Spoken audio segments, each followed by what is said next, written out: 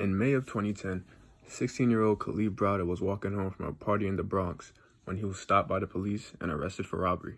A man named Roberto Batista had called the police saying that two black males stole his brother's bag, which contained a camera, $700, a credit card, and an iPod.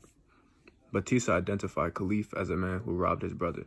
Kalief told the officers that he didn't rob anybody, and he gave them permission to search his being. As the police started to search Browder, they couldn't find anything that was reported stolen. During the procedure, Batista was in the back of the cop car. He proceeded to tell officers that the robbery occurred 2 weeks earlier. Batista's change in testimony of the date and time of the robbery would prove to be very important throughout the interviews. Kalief was still arrested and booked, even with little to no evidence to prove that he did the crime. Batista's story wasn't adding up at all. Yet officers proceeded and were determined to have Browder as the guy who committed the crime. The night Kalief was arrested, they fingerprinted him, took his mugshots, and all the other procedures. He thought he was going home, but at this time, he and his family were going through hard times and couldn't make bail. Because he and his family couldn't make the $10,000 bail, he was held in jail for longer than expected. They also couldn't afford to get Kalief a lawyer either, so the jail gave him a legal aid lawyer. The only thing the legal aid lawyer would show Browder was the evidence that the prosecutors had against him, which wasn't a lot, being that all the evidence they had was Batista saying that he robbed him. Kalief kept telling his lawyer that he didn't do it, and time after time again, the lawyer continued to say, "I'm working on it."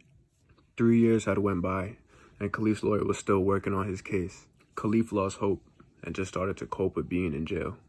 He was held in one of the worst prisons in New York, Rikers Island. Rikers Island is known for having a culture of violence. Preet Bharara, the United States Attorney of the Southern District of New York, said that the inmates have to suffer from broken jaws, broken orbital bones, broken noses, long bone fractures, and lacerations requiring stitches. So imagine a young teenage boy being in one of those worst places. No updates, no hearing, literally just in jail for no reason.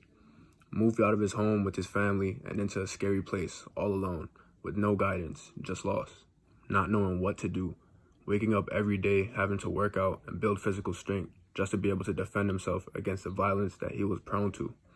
Imagine being handcuffed and sent to jail for 3 years of your life, years that you will never get back, over something you didn't do at all. It's not fair.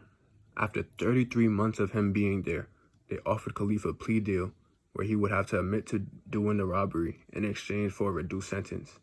Kalief knew deep in his soul that he didn't rob anybody, and he knew that it was wrong to admit to something that he didn't do, so he passed on the plea deal. Imagine admitting to a crime to have less time in jail over a crime that you didn't even do and shouldn't even be in prison for anyway. Deep down, Kalief felt like something needed to be done. Admitting to the crime wasn't a good thing to do because no justice would be served. He knew it was wrong, and he wasn't going to let them go out that easy. He was sticking to his story. Throughout the time he spent in Rikers, he was involved in fights, jumped by gang members, and even jumped by correctional officers, the same people who were meant to look out for him. He was starved and beaten by these officers if he said one thing that they didn't like. He was put into solitary confinement and wasn't being treated like a human.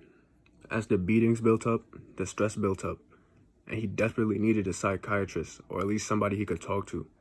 Nobody listened to him, and nobody cared about what was going on. There were multiple times where Kalief tried to commit suicide. Instead of getting him help and attention, the guards would beat him and starve him for days. Kalief really went through it all, but in June of 2013, he was released. He was finally able to see his family again, and he felt so happy and relieved. However, even with being free, all the evils that he faced in jail weighed heavy on his brain. All the physical and mental abuse was extremely tormenting and overwhelming for Kalief. Unfortunately, on June 6, 2015, Kalief hung himself by an air conditioner unit that was outside his mother's bedroom.